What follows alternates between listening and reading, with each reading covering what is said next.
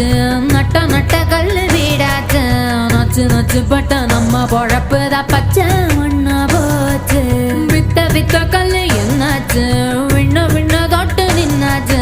மண்ணு குழி போல நம்ம பரம்பரை பள்ளம் ஆகி போச்சு. ஐயனாரு சாமி அழுது தீர்த்து பார்த்தோம், சொரண கெட்ட சாமி சோத்ததான கேட்டோம். காலவாச கங்கு போ